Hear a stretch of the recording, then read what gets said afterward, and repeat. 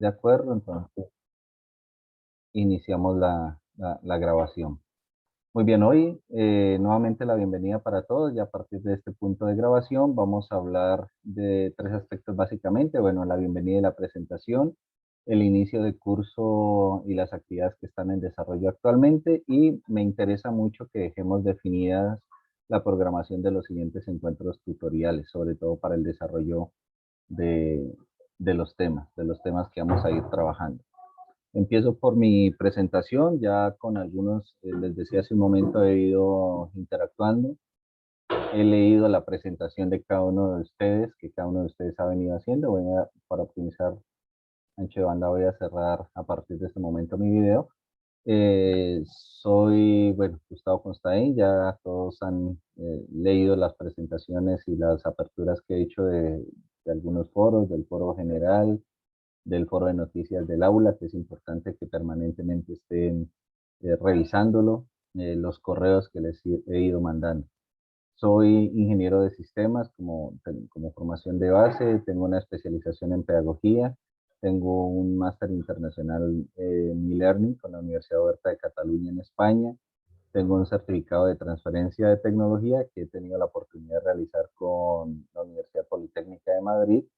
Tengo una maestría en computación con la Universidad del Cauca en Colombia y actualmente también con esta misma universidad estoy finalizando mi doctorado en ciencias de la electrónica.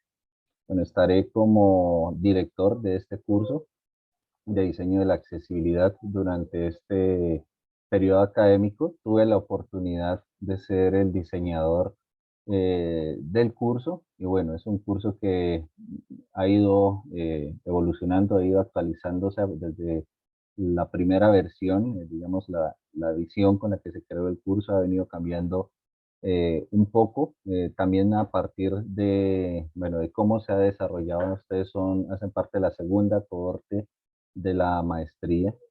Con la primera cohorte y fruto de las actividades y proyectos que fueron surgiendo, pues se ha ido complementando algunas de las temáticas que estamos o que estaremos trabajando. El inicio del curso y las actividades. Bueno, en este momento estamos por cerrar el próximo 4 de septiembre, es decir, en 3 días. Ya todos saben que cierra la primera actividad del curso, donde a partir del desarrollo de las lecturas, de los videos, algunos artículos y documentos que están en la primera unidad del curso y que están ya definidas en el aula virtual, se les ha pedido en la primera actividad a ustedes que analicen algunos factores de accesibilidad que estén a nuestro alcance, es decir, que estén cercano a nosotros. Y miremos qué casos de accesibilidad o que se enmarquen dentro del concepto de accesibilidad podemos identificar. Ya varios de ustedes en el foro han ido escribiendo sus casos, digamos, sus hallazgos sobre aspectos de accesibilidad que han encontrado y en algunos yo les he ido dando respuesta diciendo que efectivamente hace parte del concepto de accesibilidad y son temáticas que iremos avanzando más adelante. ¿Qué es importante que quisiera yo en esta primera actividad? Que además del informe de los factores de accesibilidad que ustedes encuentren en sus contextos particulares, puede ser en el lugar donde viven, en el barrio, en el edificio donde vivan o donde trabajan, o simplemente porque durante el día ustedes recorren o están participando en diferentes medios de transporte o aspectos y encuentran dificultades o mala accesibilidad para personas o personas del común o personas con algún tipo de discapacidad, pues que lo manifestemos y vamos a trabajar con esos hallazgos. Y la segunda actividad, que estará abierta desde el 5 de septiembre y va hasta el 2 de octubre, pues estaremos trabajando todos estos aspectos de análisis de esos factores de accesibilidad, buscando una solución a ese caso que ustedes hayan identificado en la primera actividad. Ahí estaremos hablando un poco sobre metodologías, cómo podemos hacer análisis de estos casos y cómo podemos a partir de ahí formular alguna solución viable desde los aspectos obviamente tecnológicos, pero también es importante que aquí traigan ustedes todo ese conocimiento personal y todo ese conocimiento disciplinar que tienen. Leyendo la presentación y los perfiles profesionales, he encontrado un grupo muy variado, con muchos perfiles profesionales, y también es clave que para el aprendizaje colectivo, pues traigamos todo ese conocimiento o lo plasmemos y lo utilicemos en el análisis de una posible solución para estos casos.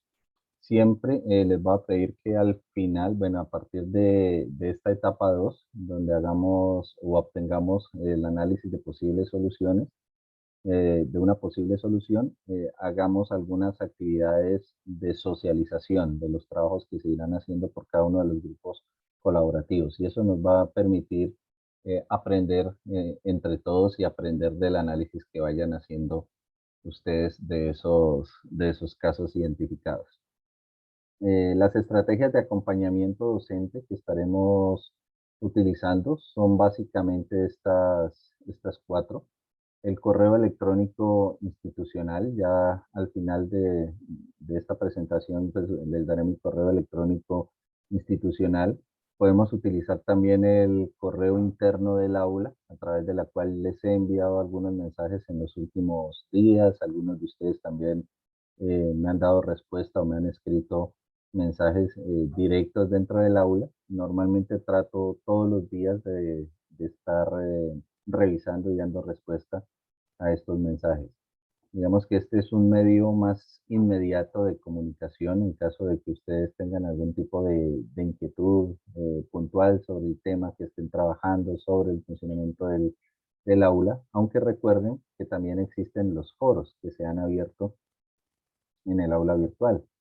Y por ejemplo, en el foro general del aula hay tres temáticas, una para aspectos técnicos de funcionamiento del campus virtual o que no encuentran algún elemento, algún documento para el desarrollo de las actividades, por ahí pueden escribirlo. Hay un foro de presentación, de interacción social, por ahí todos se han estado presentando, también he tratado de dar respuestas. Y cada actividad va a tener abierta, como en el caso de la primera actividad que estamos desarrollando, va a tener abierto un foro para que vayamos publicando los avances en el desarrollo de las actividades y por ahí mismo puedo ir retroalimentando antes de que hagan la entrega definitiva. Un tercer canal de comunicación y de acompañamiento son estas webconferencias, donde estaremos realizando una por cada unidad académica. Este tipo de webconferencias es a las que me refería, que las haríamos tipo seminario, donde estaré desarrollando algún tema específico relacionado con la unidad especial que se esté trabajando, y al final pues habrá un tiempo para resolución de inquietudes respecto a la actividad que estén realizando. Y el cuarto canal es las opciones de chat o de video chat que podamos hacer a través de la herramienta Skype. Entonces, desde hoy me gustaría que me agregaran para yo ir organizando el grupo del curso a través de Skype. Pues, si no, quienes no son usuarios de Skype, pues pueden buscarlo, descargarlo, lo instalan, buscan mi usuario, que es gustavo.constain, me agregan y ya los estaré conformando el grupo para que a través de esta herramienta, pues también estemos en comunicación permanente.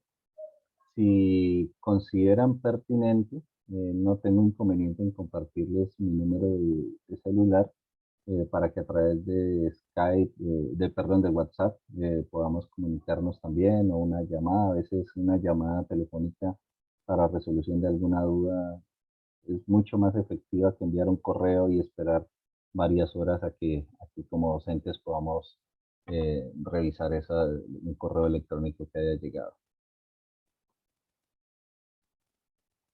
Vale, entonces de una vez les voy a colocar en el chat mi número de teléfono, es el mismo con el que utilizo WhatsApp, eso no hay ningún inconveniente.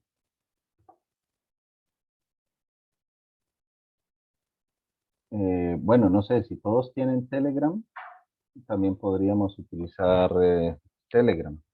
¿sí? En Telegram, creo que todos están en el grupo de Telegram de, de la maestría, ¿cierto?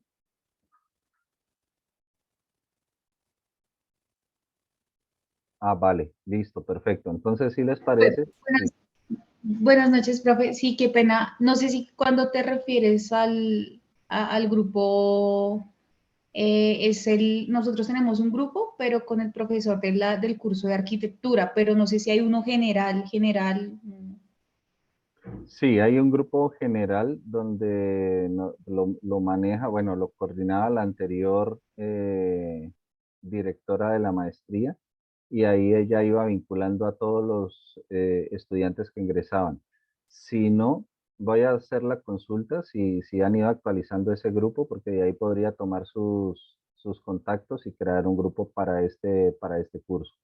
Entonces yo mañana me pondré en la tarea de buscarlo, si no, ya les estaré enviando un correo para que en respuesta a él me den sus contactos de Telegram y los pueda agregar, ¿les parece?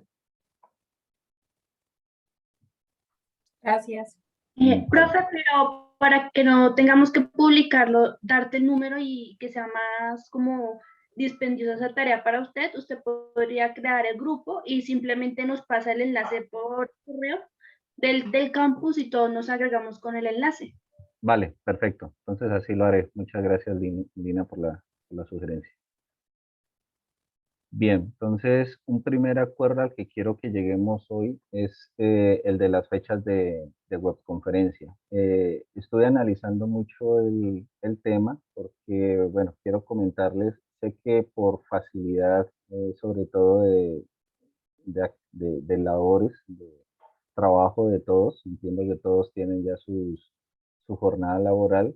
Lo ideal para nosotros sería programar estas webconferencias en horas de la noche.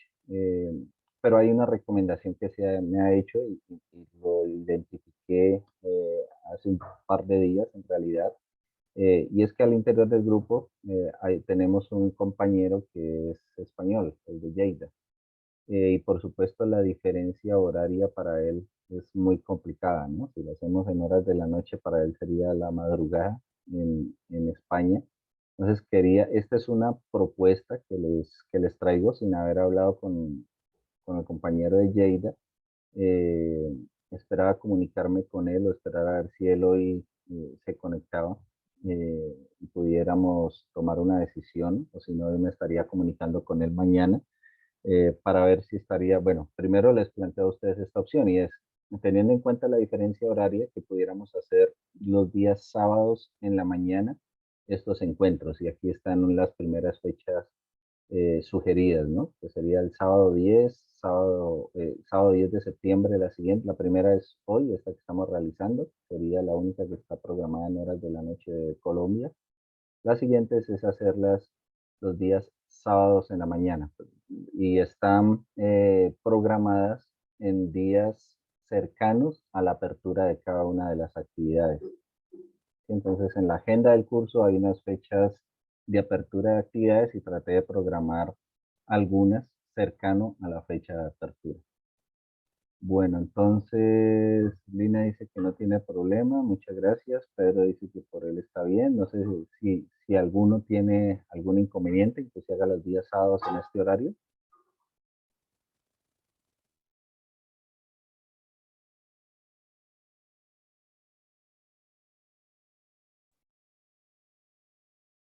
Bien, muchas gracias Ana, Ignar también.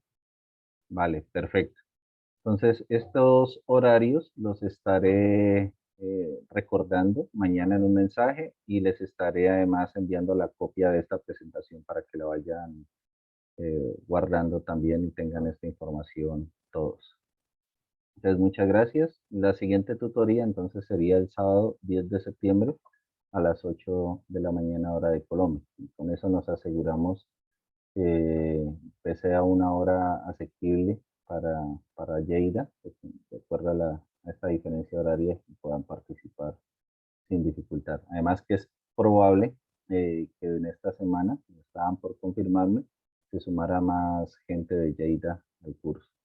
Y estos son otros datos de contacto mío, mi correo electrónico de la UNAT es gustavo.constain@unat.edu.co. El Skype ya se los ha dado, que es gustavo.constain. Ya tienen mi número de WhatsApp y nos estaremos comunicando también a través de Telegram.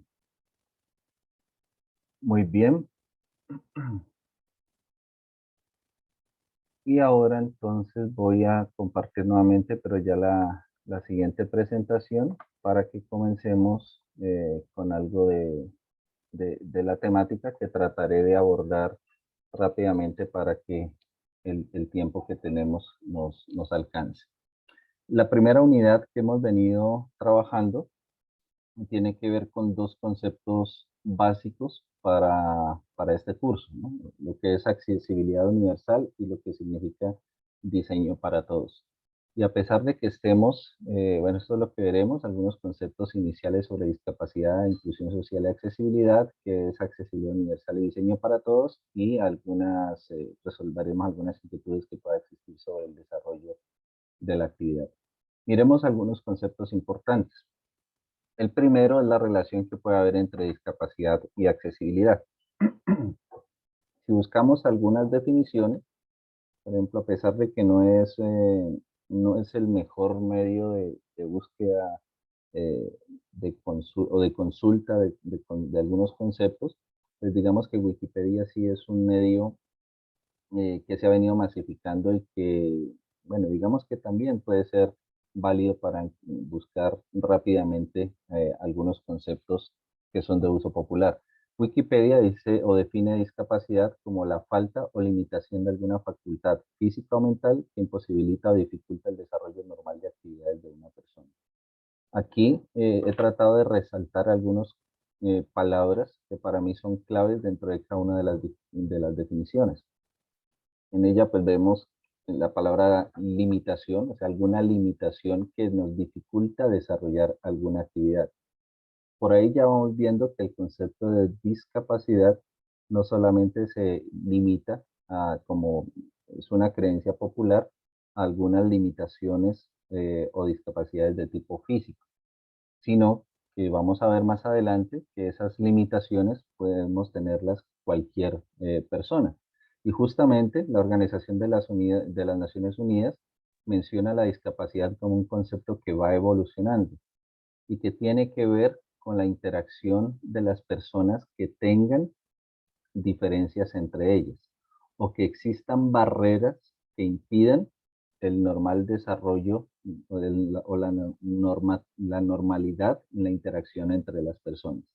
Y aquí miren que ya es un concepto mucho más completo, donde involucra además la actitud de las personas y el entorno en el cual estamos interactuando. Y para profundizar un poco en esta definición, sobre todo con la de las Naciones Unidas, que me gusta mucho, tendríamos que conocer qué tipo de discapacidades existen o se han venido definiendo actualmente. Y esta es una infografía de Vázquez, un investigador que ha venido trabajando mucho en los últimos años sobre aspectos de discapacidades. Y él, digamos, ha segmentado las discapacidades en 4 grupos grandes. Primero, lo que tenga que ver con deficiencias físicas. Voy a dejar aquí el puntero láser. Las deficiencias físicas. Y él retoma la definición de la Organización Mundial de la Salud, donde habla que la discapacidad física se define como los problemas que afectan las estructuras o funciones corporales en las personas. Y esas estructuras corporales o esas funciones corporales se ven limitadas por algún aspecto o alguna característica física. Pero también hay deficiencias sensoriales, que corresponde a aquellas personas que hayan perdido capacidades auditivas o visuales o problemas de lenguaje, algo que le impida comunicarse de forma normal, de forma gestual o hablada con otras personas. Las deficiencias intelectuales, que son aquellas limitaciones sobre las habilidades que se generan desde el momento de nuestro propio nacimiento, es decir, cuando la persona empieza a desarrollarse en generalmente en los primeros 5 años de vida es cuando nuestras funciones cerebrales se desarrollan, pero cuando ese desarrollo está por fuera de lo normal, surgen estas deficiencias intelectuales. y ahí están digamos, trastornos como el síndrome Down, el autismo o el Asperger. Y hay discapacidades mentales que están directamente relacionadas con el comportamiento del individuo y tiene que ver con discapacidades ya psíquicas. Y aquí ya encontramos trastornos como el trastorno bipolar o la esquizofrenia, que son muy característicos. Y esta gráfica, digamos, está muy desde el contexto colombiano y es información tomada desde el último censo realizado por el DANE, donde podemos encontrar, digamos, datos relevantes para este contexto o este tema que nos compete en este curso, ¿no? Que tiene que ver con accesibilidad. Y es encontrar que, por ejemplo, en América Latina, para el caso de Colombia, somos el segundo país con mayor cantidad de personas que sufren algún tipo de discapacidad. Y Comprendo. si miramos, permítanme yo, porque hay Cierto. alguien con el micrófono abierto. Ya. Sí. Si tomamos en cuenta la cantidad o el tamaño de la población de Colombia respecto a Brasil, que es el país, digamos, un país con mucha mayor población que la nuestra, pues, digamos, el porcentaje de personas que sufren algún tipo de discapacidad en Colombia es bastante considerable, ¿no? Y son personas que normalmente o para las cuales eh, poco se diseñan o se piensa en ellas al momento de diseñar soluciones en diferentes aspectos. Y cuando miramos especificidades en cuanto al tipo de limitación que tienen, miramos que hay un total del 71,2%, más del 71% de la población colombiana tiene algún tipo de limitación, por lo menos una limitación. Bueno, y se divide, pues hay mayor cantidad de personas en las cabeceras municipales y un poco menos, bueno, casi igual en zonas rurales o en el resto del país. Y aquí podemos mirar los porcentajes cuando se va incrementando la cantidad, o sea que no es solamente una limitación, sino dos, tres o más limitaciones. Es interesante esta gráfica también cuando se analiza cómo ocurren o cómo aparecen las discapacidades tanto en hombres como mujeres en la medida que va avanzando su edad. Y vamos encontrando primero que es muy pareja, casi muy similar el comportamiento y el crecimiento de las discapacidades o las limitaciones, tanto en hombres como en mujeres durante el avance de su edad.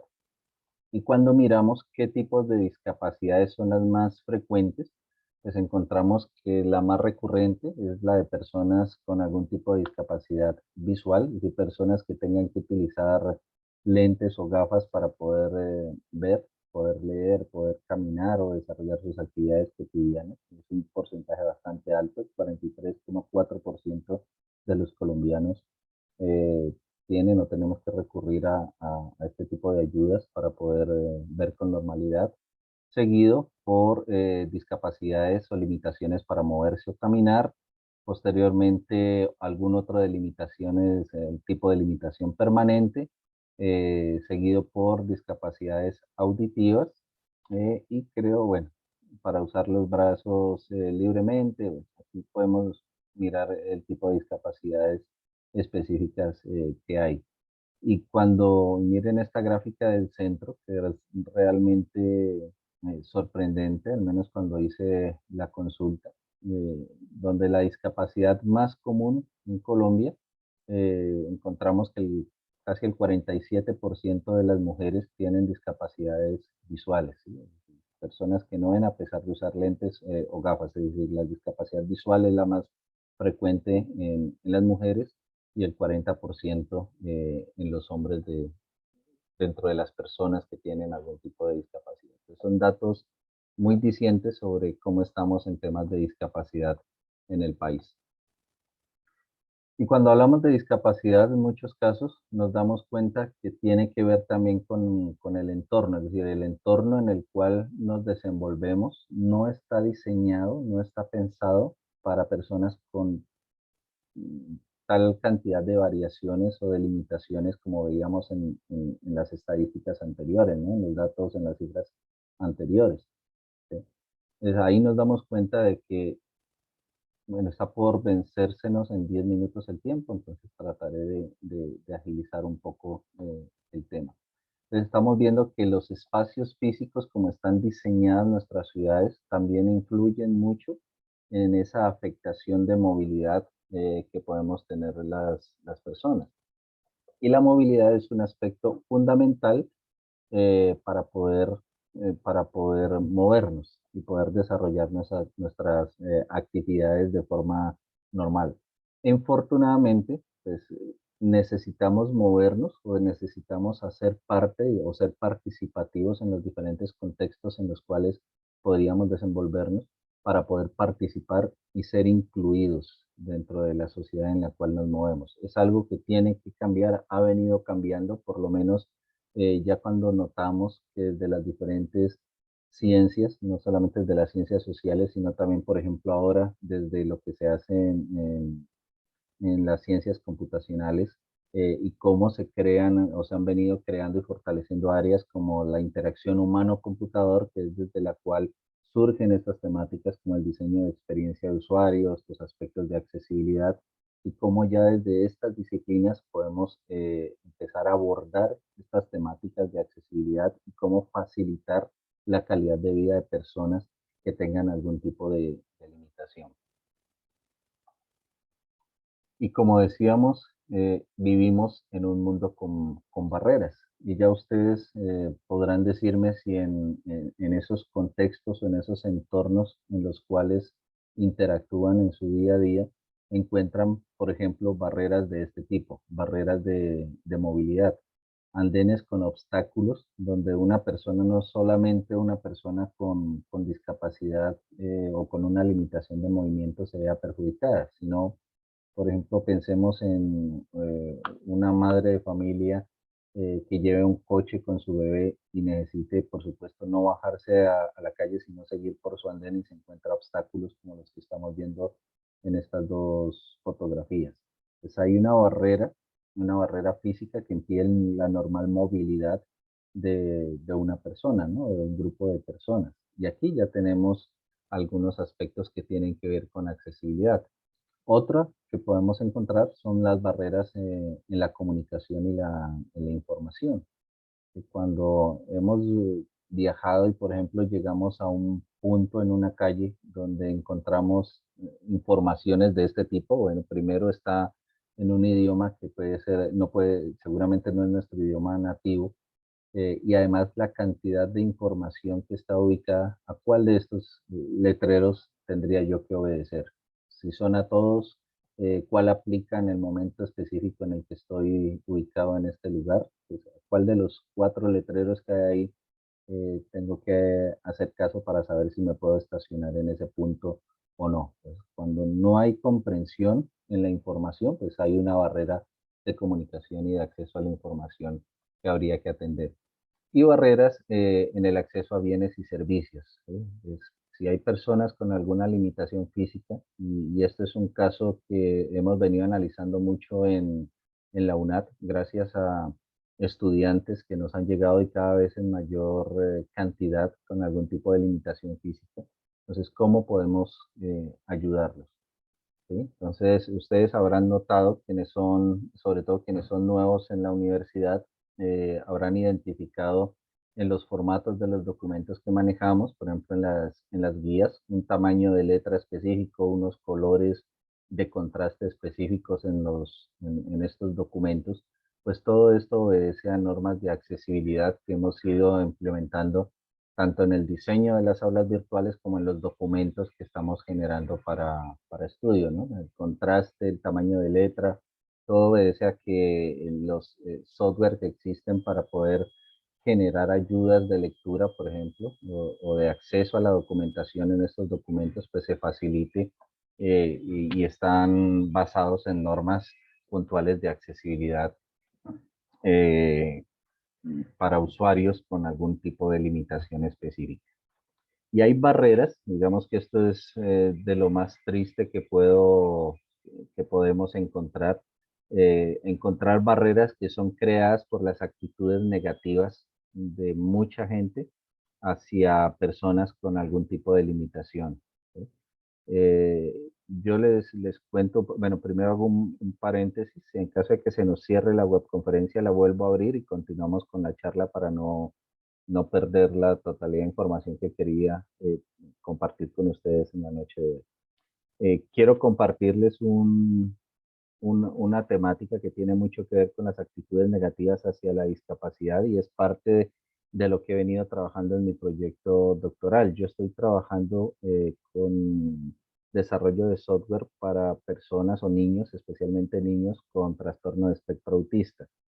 Y cuando hacíamos el levantamiento del estado del arte y cómo especialmente en Colombia se ha venido abordando el tema del autismo y sobre todo el tema educativo y desarrollo de competencias en niños con autismo, pues nos encontramos con una realidad muy triste, y es que la, la gran cantidad o la mayor cantidad de niños entre los 3 4 años hasta los 17 años, que fue el rango con el que veníamos trabajando, de niños con autismo, eran totalmente aislados de la sociedad, niños que no podían asistir a instituciones educativas porque estas instituciones no tenían docentes o personal preparado para trabajar con niños con algún tipo de discapacidad intelectual o de desarrollo.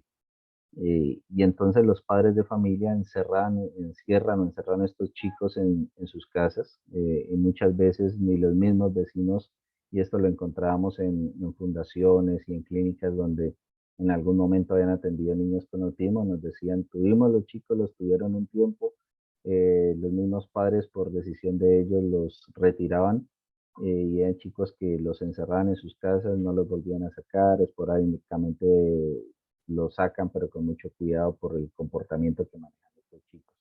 Entonces nos damos cuenta justamente de cómo esas barreras sociales o la falta de preparación de una sociedad hacia la diversidad de las personas hace que se creen cada vez más este tipo de actitudes negativas hacia lo que es la discapacidad y cómo manejarla. Y por eso se crea otro concepto que es el de la inclusión social. Y cuando hablamos de inclusión social, estamos hablando de promover y proteger los derechos humanos de las personas con discapacidad para que tengan las mismas oportunidades que podemos tener los demás o que pueden tener las demás personas. Y aquí dentro de la inclusión social, pues debemos tener en cuenta condiciones de discapacidad física o intelectual, podríamos tener en cuenta condiciones de género o de raza.